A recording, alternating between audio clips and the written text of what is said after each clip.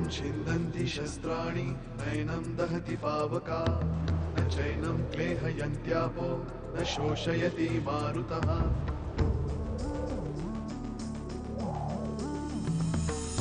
दिवसामागुणरात्र धावते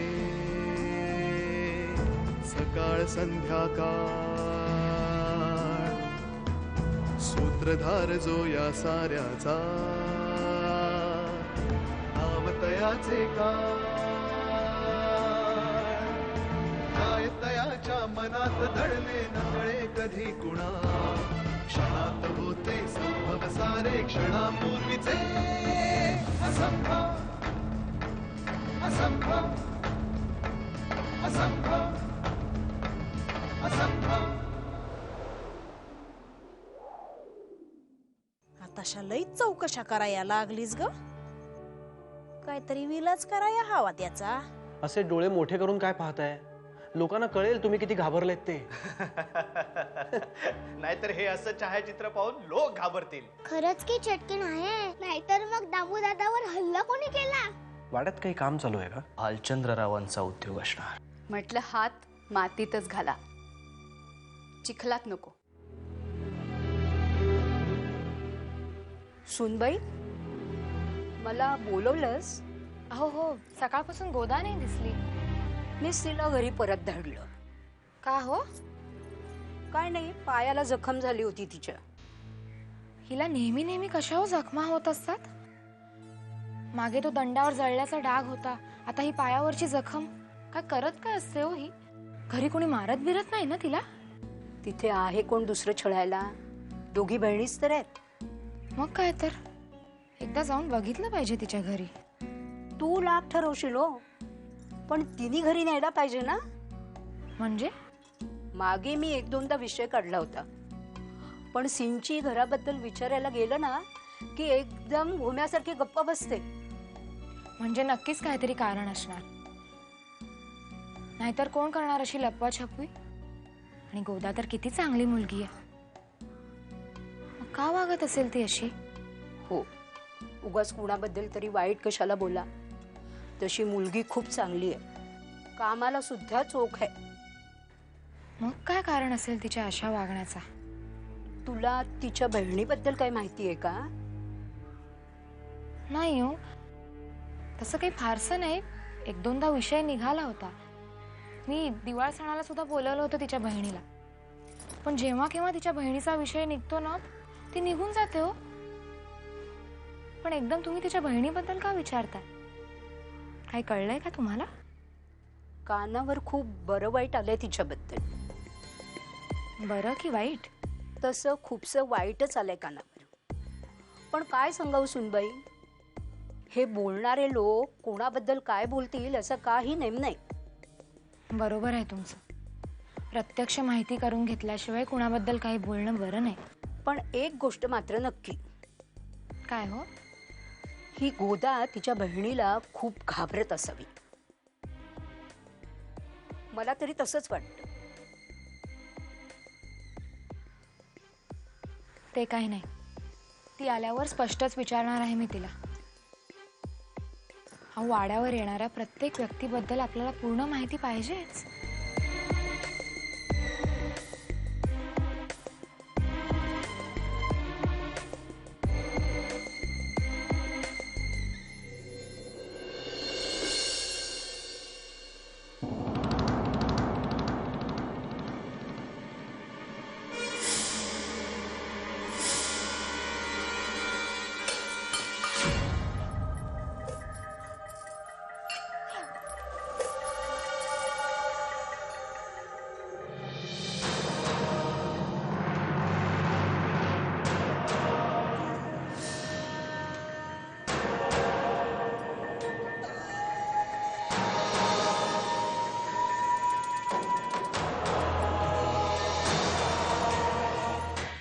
गोदा, जी चुकून झालं ताई, पुन्हा असं होणार नाही. गोदा जी. अगं लंगडतेस का अशी? जी काही नाही, काल जंगलात गेलो होतो तेव्हा काटा रुतला पायात. जंगलात? तू कशाला गेली होतीस जंगलात? जंगलात म्हणजे शेतात गेलो होतो ना, लाकूड फाटा गोळा कराया. काही घाबरू नका, हातफटकी केली आहे म्या. खरं बोलतेस? आईचन, तुम्ही नका एवढा विचार करू. आम्हा गरीब लोकांना सवय असते काटेकुट्याची. गोदा, मला असं का वाटतंय तू माझ्यापासून काहीतरी लपवतेस?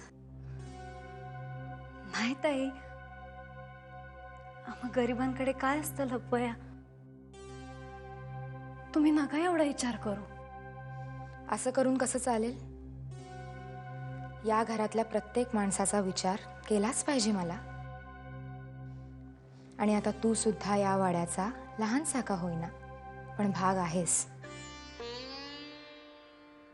या कुटुंबाची सदस्य आहेस आणि माझ्या कुटुंबातल्या प्रत्येक माणसाच्या सुखदुःखाची जबाबदारी ही माझी जबाबदारी समजते मी.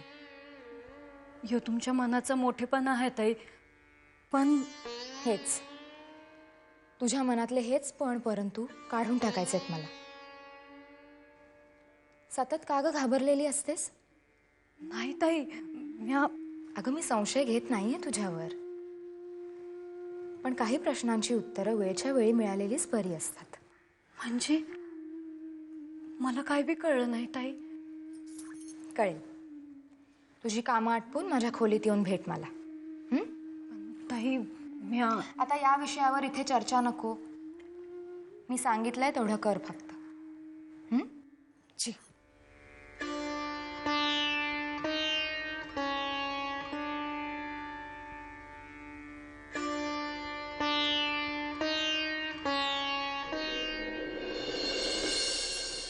कशी आता ही काय रे बाबा, सारखी आपली पाणी भरते, सारखी इकडे जा तिकडे जा तिकडे जा इकडे जा. काय लावलं? काल दाण्याचं कूट करायला सांगितलं होतं, केला? करते. हा, सगळं काही करते. दाणे सोलून ठेवलेत, आता फक्त कुटायचे बाकी राहिलेले आहेत. दात नाहीयेत मला. अहो काय झालं, एवढ्या का चिडलात? अगदी उच्छाद मांडलाय हो यांनी. सारखं आपलं पाणी द्या, हे द्या, ते द्या, जणू काही ह्यांच्याच सेवेसाठी ठेवली आहे मला. अहो पण काय झालं, कुणाच्या नावाने एवढा शंख करताय? काय नाही ग, त्या कोठाराच्या बाजूला काम करायला मजूर आलेत ना, त्यांच्यामुळे होत हे सगळं. त्याच्यातला तर एक इतका उद्धटे मेला, आपल्या वाड्यात काम करायला आलाय म्हणजे आपल्यावरती उपकारच करतो असा वावरतो मेला. पण कसलं काम करतायत ही मंडळी? नाही म्हणजे तसं काही कोणी बोलल्याचं आठवत नाहीये म्हणून म्हंटल. कुणास ठाऊक कुठे जाऊन जीव काढतायत मेले. त्यांना जाऊन कुठेही मरू दे ना, पण मला कशाला वेठीला धरताय तो? जरा चौकशी करायला हवी त्यांची. कुणाच्या सांगण्यावरून काम सुरू झालंय हे विचारायला हवं. भालचंद्ररावांच्या. काय? हा, भालचंद्ररावांच्या हुकमावरून काम चालू आहे. पण नेमकं कसलं काम सुरू आहे? कोठाराच्या भीतीला भगदाड पडलाय ना, ते बुजविण्याचं काम चालू आहे. तुला रे काय माहित चोंबड्या? असं काय करते मावशी? भालचंद्ररावाच्या हुकमावरूनच मी त्यांना घेऊन आलोय. हा, मालकाच्या हुकमाबाहेर आपण कधी असतो का? हो हो, ठाऊके. हा ठाऊके, तू मोठा सेनापती ना भालचंद्ररावांचा. अगं असं काय करते मावशी, मालकाने सांगितलेलं काम करायला नको? तुझं बी काही काम असेल तर सांग ना मावशी, बिगारी आहेत, हाता येगळं करून टाकतील. काही नको, तू आणलेली माणसं आहेत ना, म्हणजे तुझ्याच सारखी चोर असणार. काही नको मला. आता वेगळं करतोय म्हणे.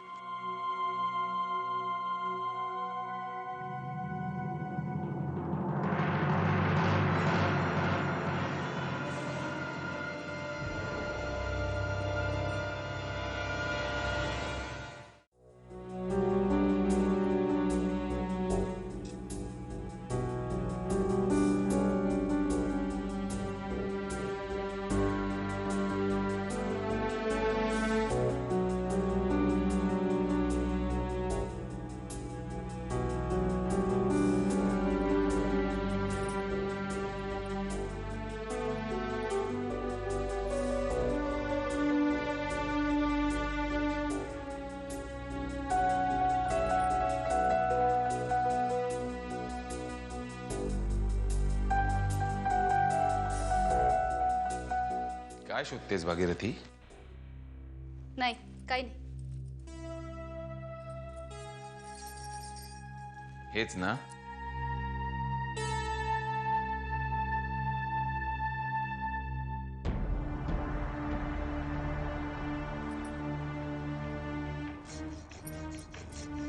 या चाव्या तुमच्याकडे कशा आल्या? स्वतः चालत म्हणजे ते पडले होते, आम्ही ते उचलले. मग लगेच माझ्याकडे का नाही आणून दिल्या? असं काय करतेस भागीरथी? अगं शास्त्र्यांच्या तिजोरीवर दरोडा टाकण्याची एवढी सुवर्ण संधी आम्ही कशी सोडू? ती तर तुम्ही आधीच साधलेली आहे. म्हणजे काही नाही. नाही म्हटलं बघूया. रघुनाथ पंतांच्या लक्ष्मीची तुला किती काळजी येते? मला काळजी करण्याची गरजच काय? तुम्ही असताना तुमचं 24 तास लक्ष असतं की तिच्यावर. म्हणजे तुला काय म्हणायचंय? आमचं तुमच्या तिजोरीवर लक्ष असतं.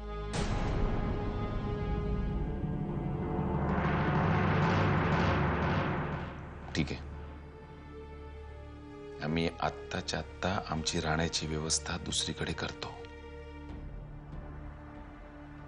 असला अपमान सहन करून आम्ही इथे राहू शकत नाही. हे नाटक तुम्ही आधीही अनेकदा केलेलं आहे. तुम्हाला चांगलंच माहितीये की अण्णा तुम्हाला इथून जाऊ देणार नाहीत. पण या धमकीचा बागुलबुवा मला दाखवू नका. मी तुम्हाला पूर्णपणे ओळखून आहे. उगाच माझं तोंड उघडायला लावू नका. द्या त्या चाव्या इकडे.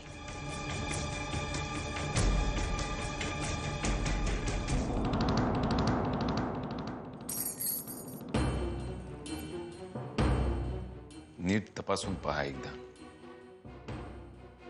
तिजोरीतला सगळा ऐवज जशाच्या तसा आहे का नाही ते. काय आहे? तसेही आम्ही तुमच्या लेखी बदनाम आहोतच.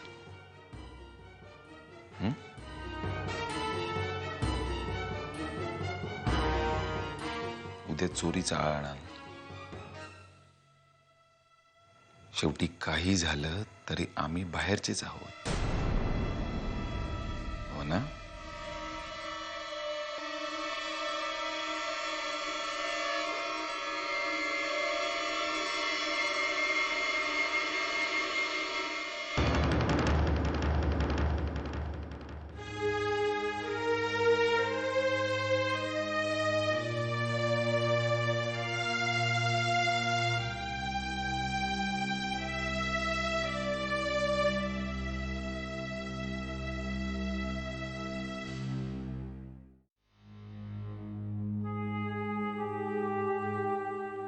ताई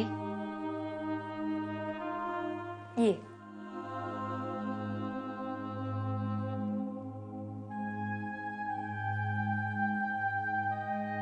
गोदा, अजिबात घाबरू नकोस.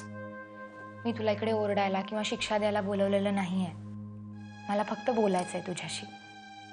माझ्या हातून काही चुकी झाली का ताई? नाही ग, आधी मनातून ही सगळी भीती काढून टाक बरं.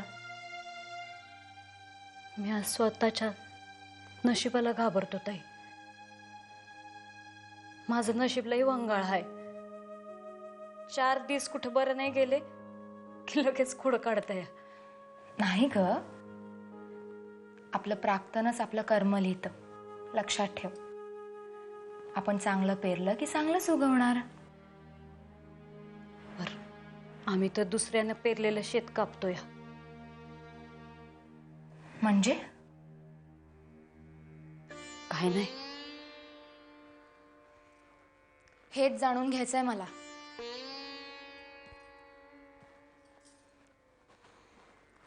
काय लपवतीयस गोदा? काय नाही ताई, आईच्या काय बी नाही. बरं राहिलं. एक विचारू? खरं खरं सांगशील? जी.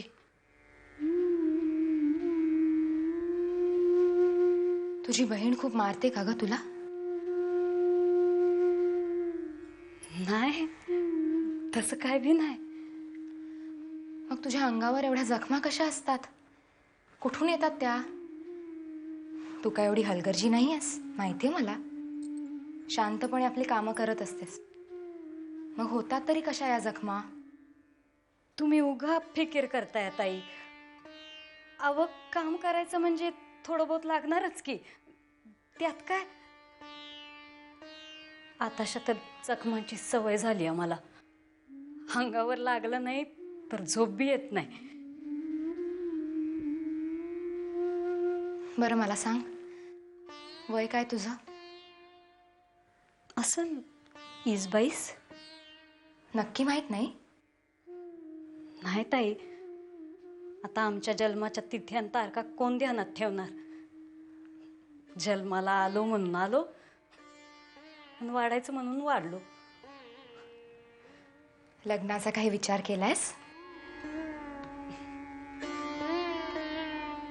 एखादा चांगला मुलगा बघ आणि लग्न करून टाक.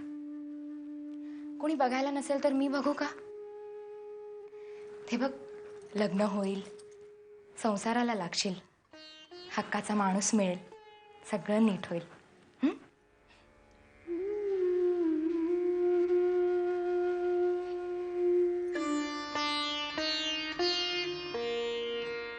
आमच्यात लगीन नाही होत. लग्न होत नाही म्हणजे? जाऊ दे ना ताई. नाही गोदा, मला कळलंच पाहिजे. सांग ना मला. खरं सांगितलं तर तुम्ही मला कामावरून काढणार नाही ना? अगं माझ्यावर विश्वास ठेव.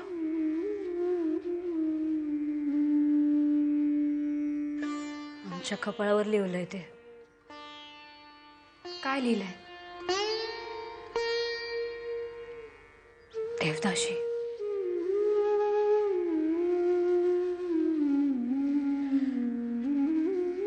आम्ही देवदाशीच्या पोरी आहोत. आम्हाला लगीन नाही करता येत, संसार नाही थाटता येत. आम्ही फक्त भटकायचं जिंदगीभर.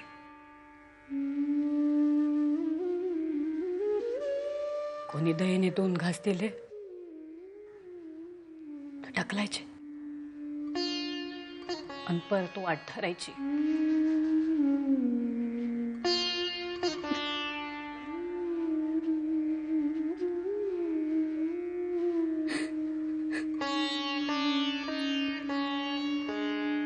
ताई, माझी आई म्हणायची, आम्हाला समद्यांच्या आयुष्यावर वळवून टाकल्या. समद्यांची पिढा आम्ही घेतोया.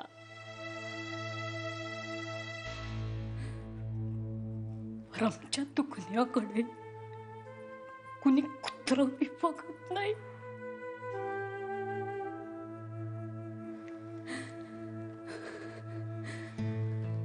आपला संसार असावा, हक्काचं माणूस असावं, असं कोणत्या बाईला वाटणार नाही ताई. अगं पण गोदा, तू कुणाच्या पोटी जन्म घ्यायचा हे तुझ्या हातात नसतं. आता जर तुझा जन्म देवदासीच्या पोटी झाला, त्यात तुझी काय चूक? तुमच्या वाणी समद्यांनी विचार केला तर काय होत ताई? अगं पण माझं ऐक ताई, तुम्ही त्रास करून घेऊ नका. आमचं नशीब आहे ते कधी बी बदलणार नाही. एक विचार ना. मी देवदासीची पोर आहे म्हणून तुम्ही मला कामावरून काढून नाही टाकणार ना? गोदा, अगं वेडी आहेस का तू? मी आहे तुझ्या बरोबर. जोपर्यंत मी जिवंत आहे तोपर्यंत तुला या घरातून कोणीही काढणार नाही. हा माझा शब्द आहे तुला. लय उपकार झाले ताई. चल आता डोळे पुस आणि हस पाहू.